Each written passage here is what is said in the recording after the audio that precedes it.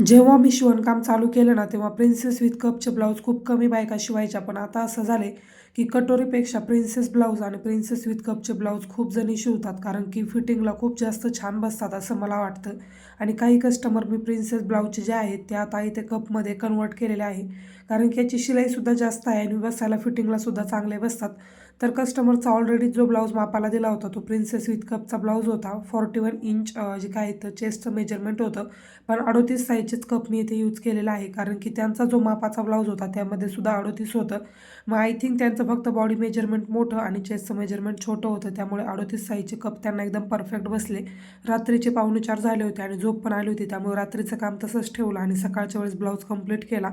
Finally मला first एक blouse शिवून कस्टमरला द्यायचा होता. कारण की नंतर त्यांचे 3 ब्लाऊज होते. कपचे ब्लाऊज शिवल्यानंतर त्यांना प्रेस करायला थोडंसं अवघड जातं. पण एक व्हिडिओ पाहिल्यानंतर ते मला खूप सोपं गेलं. तर अशा प्रकारे ब्लाऊज तयार झालेला आहे. बाय.